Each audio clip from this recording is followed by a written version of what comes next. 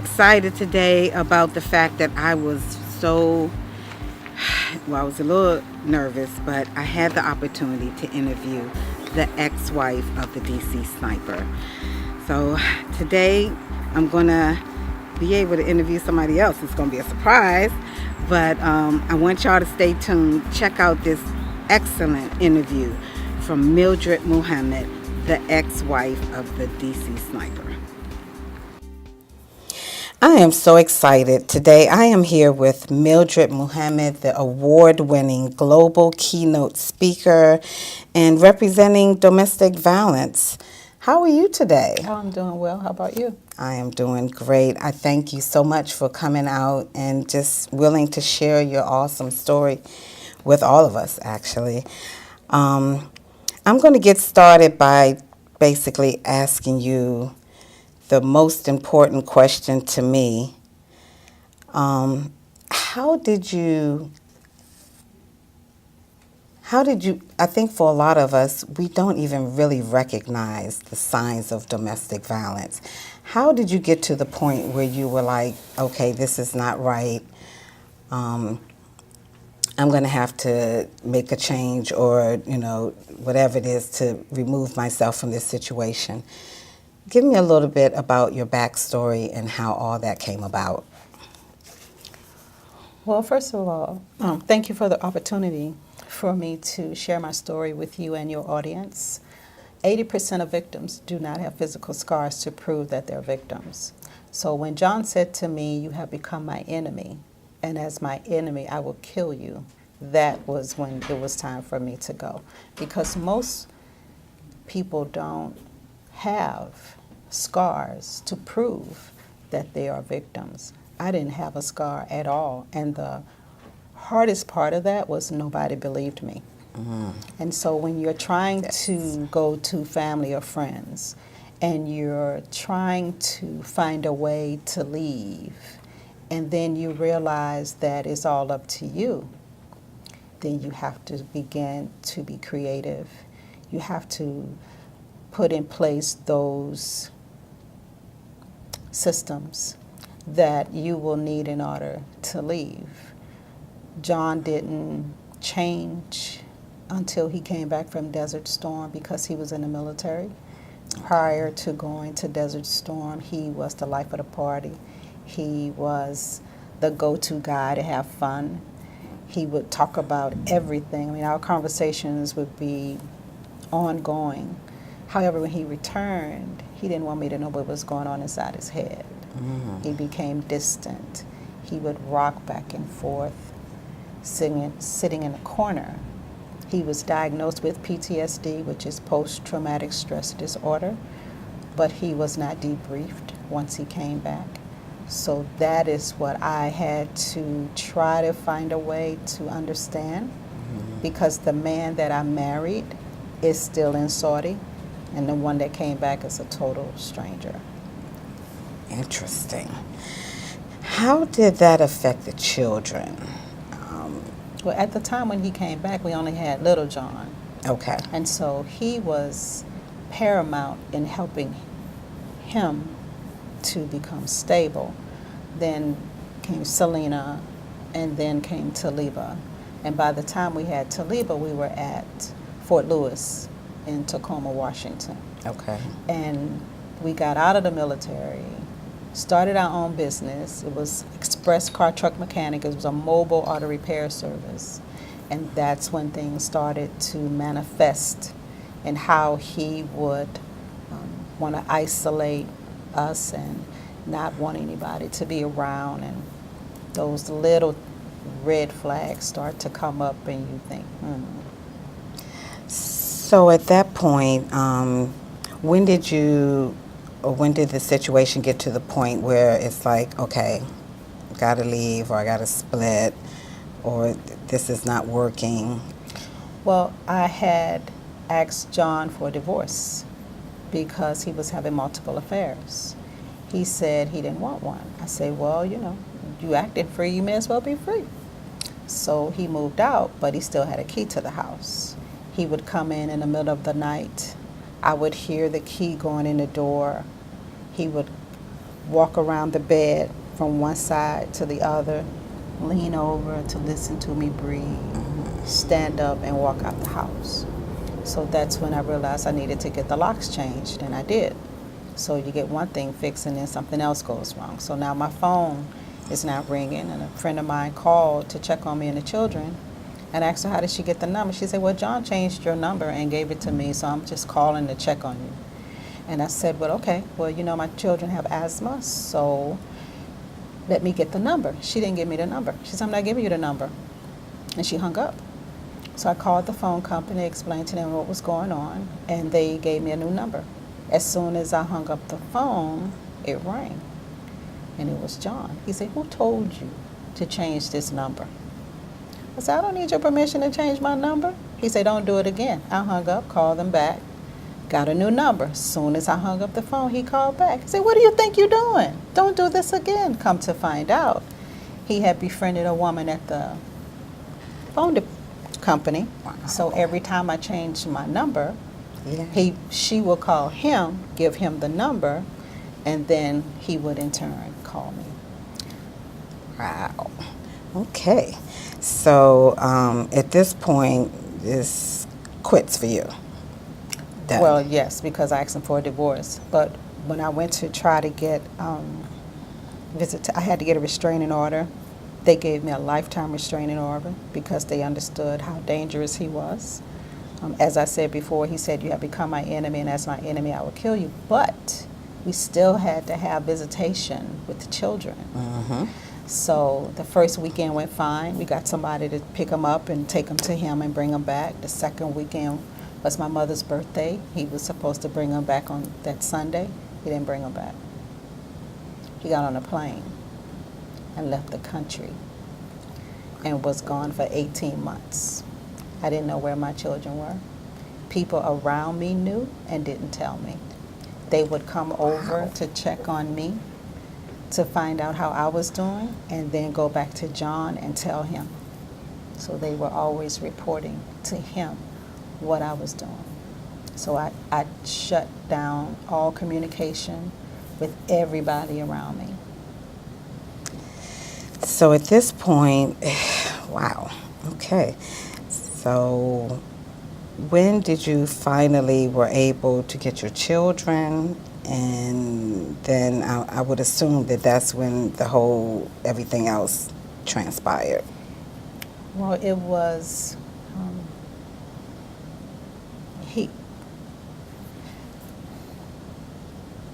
after he took the children, my cycle wouldn't go off. So I lost 3 units of blood. I passed out. They took me to the hospital. They put me on a blood transfusion. John called my mother and said, I'm on my way to kill your daughter. Somebody told him I was in the hospital. So she called the hospital. They took me out of that room, put me in another room, posted a guard outside my door. The social worker came and said, you can't go home. They put me in hiding in a shelter, changed my name, changed my clothes. Nobody knew where I was. So once I was in the shelter, I was able to get my restraining order, get my divorce. My mom was over here in Maryland. My sister called and asked me to come to help her, which I did. That's when I came over here. Went into hiding again, called the FBI, told them what was going on. They said that because this was an ongoing case, they couldn't help me. Mm-hmm. And they asked me to call the office in Seattle because that's where it started. Mm-hmm. So I called them and told them what was going on, and they said, well, you know, Miss Muhammad, since we know he's looking for you, what we want to do is we want to put you in the middle of a parking lot, use you as a decoy. This way we can lure him out. I said, excuse me? It's going to be a headshot. You're not going to know which way the bullet came from. They said, we're just trying to help you out. And I hung up the phone, so I didn't go through with that. So it wasn't until August the 31st of 2001 that I got my children back and had to fly back to Tacoma. Had to face John in the court. He tried to attack me in the courthouse. And that's when they flew us back to BWI and I laid low. I didn't go anywhere. I didn't call anybody. I didn't do anything. So fast forward to the shootings. They told us to look for 2 Caucasians in a white box truck. So I'm looking for that, and I'm looking for John, because he's going to kill me. And I know it's going to be a headshot. And I know he's going to bury me somewhere where nobody will be able to find me. So I guess a lot of people really don't know the full backstory to all of that. They don't. It wasn't about people, it was about you. It was. It wasn't about 2 black men in a Chevy trying to put $10 million on a stolen credit card. It was about, the theory was he was killing innocent people to cover up my murder so that he could come in as the grieving father and get custody of our children and the $100,000 compensation they were giving to the victims of the sniper. Wow. So prior to, say, October the 23rd, ATF knocked on my door, said, we need for you to come down to the police station. And that's when they say, Miss Muhammad, we just going to have to tell you, we're going to name your ex-husband, he was my ex-husband, as the sniper. But do you think he would do something like this? I looked around the room and I said, yeah. They said, well, why would you think that? I said, because he said I could take a small city, terrorize it. They would think it would be a group of people and it would only be me. I said, why would you do something like that? I say, well, he changed the subject. And that's when law enforcement said to me, Ms. Muhammad, didn't you know you were the target? I say, why would I think that? I say, well, there was a man shot 6 times down the street from you. There was another man shot in the abdomen 2 miles from you. You were the target. And they put me and my children, my sister, my brother-in-law in protective custody until they caught him. That's the part people don't know. Right, right. Thank you. I know it's... It's not. Yeah. We good. And that's a good thing. That's a great thing. Doesn't bother me. Yeah. So, thank you so much for that. And for women that are going through this now, I'm sure that I even think back about the woman that was set on fire. There's just so many stories. But I think a lot of women just do not know what to do. I know you're a spokesperson now. What do you have that can empower and help women that are going through what you went through? And maybe not as much, the end type part of your story, but just in general, the things that we go through or women have gone through with the controlling. How can they get away from it? What suggestions do you have? Well, because 80% of victims do not have physical scars to prove that they're victims, then that means that they may not even know they're in an abusive relationship. So I would suggest the first thing to do is get a sheet of paper, draw a line down the middle, one side pros, the other side cons.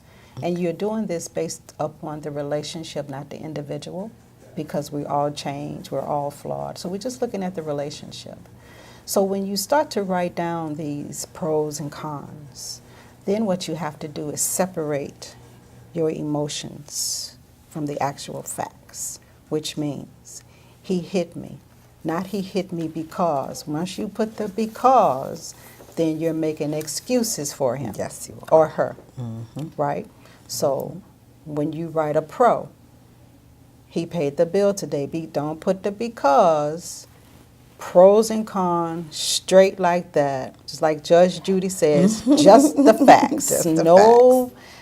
Dr. Phil, Oprah type emotions that you have attached to that item that you're listing. Just the facts. Because you cannot make a decision based on emotions. You will go back every time. Every time. So you have your facts. Whatever is at the end of the pros, if you have more pros than cons, then you look at the cons and say, you know what? We can work on this. We can work on this relationship and we can get this right. But if the cons outweigh the pros, you have a decision to make. You have a decision to make. Some choose to leave, some choose to stay. But understand that's your decision. and no one should interfere with how you decide to live your life.